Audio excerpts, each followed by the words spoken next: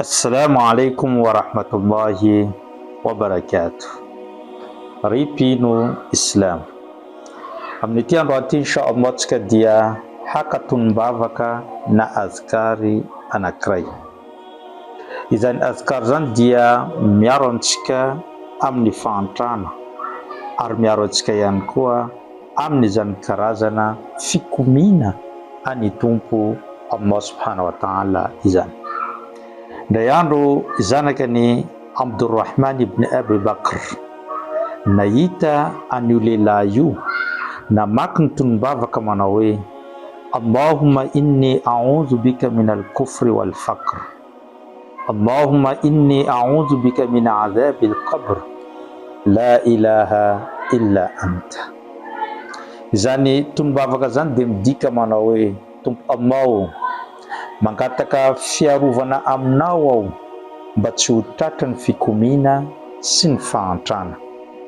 Ry Tompo Allah, mangataka aminao aho mba tsy ho tratran'ilay sazy ao am-pasana. La ilaha illa anta, satria ianao ry Tompo Allah no tompo tokana ka tsy misy tompo ankoatranao. Rehefa nandrian'irainy izany sahaba zany niteny an'io tonom-bavaka io dia nanontany azy manao hoe fa maninona ozy izy, isaky ny maraina za maheno anao mamaky an'io tonom-bavaka io intelo ary isaky ny hariva alohan'ny filentehan'ny masoandro mamaky an'io tonom-bavaka io intelo ihany koa. Inona no mety ho antony anao mamaky an'io tonom-bavaka io? Namaly izany sahaba Abdurrahman ibn Abi Bakr zany ka niteny izy manao hoe inni sami'tu rasulullahi sallallahu alayhi wa sallama yad'u bihinna fa ana uhibbu an astanna bi sunnati. Zao izy dia nandrea ny mpaminany sallallahu alayhi wa sallama tsy mitsahatra mamaky ny tonom-bavaka io maraina intelo ary amin'ny hariva intelo ihany koa. Ka tiako izy zao manaraka ny soro-dalana sy ny fomba fampianarany mpaminany sallallahu alayhi wa sallama sy ny fomba piainany tety ambony tany, ka izany mahatonga ny tenako mangataka ny doa na io tonom-bavaka io ihany koa. Inona ny lesona azontsika amin'izany? Raha jerena akaiky io tonom-bavaka io dia nangataka amin'ny zavatra anankitelo hiarovany Allah azy amin'io zavatra anankitelo. I mpaminany no nanao azy dia hitan'ireo sahaba ka naverimberiny ireo sahaba ary niampita tamin'ny olona tao aoriany mandraka ankehitriny izy tonga atsika aty Madagasikara ary tonga amin'izao vanim-potoana izay misy antsika ankehitriny. Niteny izy sy nangataka fiarovana amin'ny zavatra anankitelo.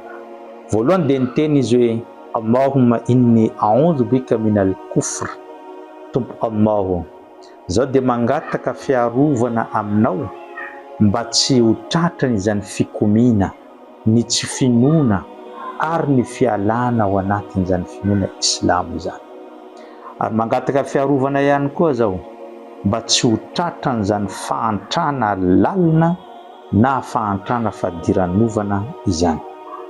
Ary mangataka zao izy mba tsy ho tratrany sazy na fanasaziana mahery vaika ao am-pasana. Raha jerevana ireo zavatra anankitelo nangatahany mpaminany sallallahu alayhi wa sallam fiarovana ireo dia ireo no zavatra ratsy indrindra eto ambony tany. Satria nahoana? Ny fahantrana dia nisany mitarika anao any amin'ny fikomina. Satria indraindray rehefa mafy ny fahantrana mahazo anao, rehefa tsy misy ny atokona eo am-pelatananao, na rehefa tratra ny fitsapana mahery vaika anao amin'ny tsy fisiam-bola, tsy fananan-karena, dia mahita ny olona eo akaikinao sy ny olona miaraka aminao isanandro manana ny ampy, dia lasa manana saina anao ary tamin'ny mamoaka ny teny hoe tompo-zanahary angambany tsy misy, na tompo-zanahary mikatramo, manambaka, tsy manao zavatra ara-drariny eto ambony tany. Fa maninona ny namako manana ny ampy, fa maninona ny namako tsara ny fiainan'izy ireo, fa izaho kosa ratsy dia ratsy izany fiainako izany. Izany teny avoakanao zany sy izany fieveranao zany no ny fahantrana lalina iainanao dia mitarika makany amin'ny fikomina, satria ny famohanao teny hoe tombo-janahary tsy misy, tombo-janahary miangatra, tombo-janahary tsy mampiatra ny rariny, tombo-janahary manao an'izao dia efa mitarika anao any amin'izany fikomina na any amin'izany tsy finoana izany. Ary rehefa anao lasa mpikomy na lasa ihany koa tsy mino any Zanahary, tsy mino ny lahatra sy ny anjara eto ambony tany, dia inona zavatra mety hafaranao? Rehefa maty ianao dia tratrany izany sazy sy ny fanasaziana mahery vaika ataon'ireo anjely anankiroa ao anatin'izany fasana izany. Noho izany nahatonga ny mpaminany sallallahu alaihi wasallam nangataka fiarovana manokana intelo ny maraina, intelo ny hariva, mba tsy ho tafalatsaka ao amin'io fandriky ny devoly, fandriky ny shaitany, satria ny fahantrana lalina dia mety hitondranao amin'ny tsy finoana, ary ny tsy finoana dia mitarika anao amin'ny fanasaziana ao am-pasana. Inona ary ny solution? Inona no vahaolana? Ny vahaolana voalohany dia ny fiverenanao any amin'ny Allah, ny fangatahanao sy fitalahoanao amin'ny Allah amin'ny ity tonom-bavaka na ity adhikary ity.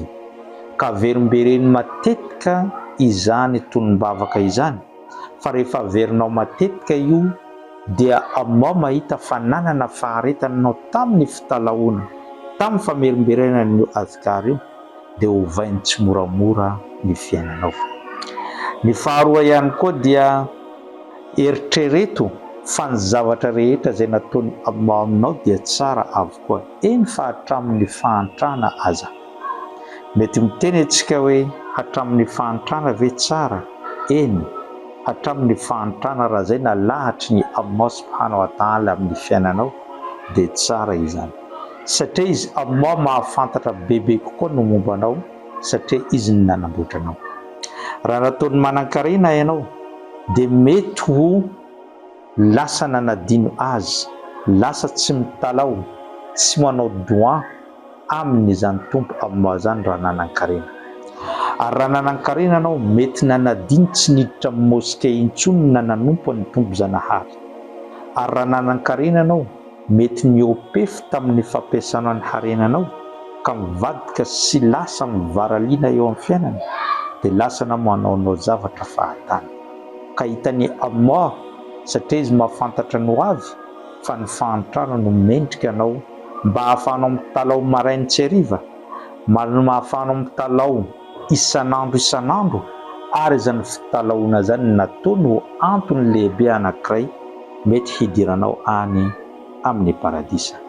Noho izany repino Islam, ekeo ary tiavo ny lahatra izay nalahatra ny Allah subhanahu wa ta'ala aminao, saingy afaka miezaka ianao mba hanatsaratsara kely ny fiainanao, fa tsy hoe rehefa izay no nalahatra ny Allah anao dia mionona amin'io.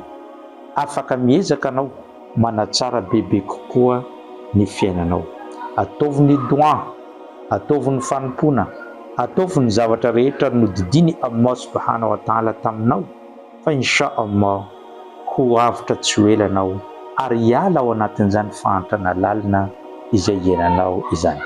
Andao verintsika farany ilay tonom-bavaka nampiasain'ny mpaminany sallallahu alaihi wasallam, dia andao tsika hiaraka hiteny manao hoe Allahumma inni a'udhu bika min al-kufri wal-faqr, Allahumma inni a'udhu bika min adhabi al-qabr, la ilaha illa anta.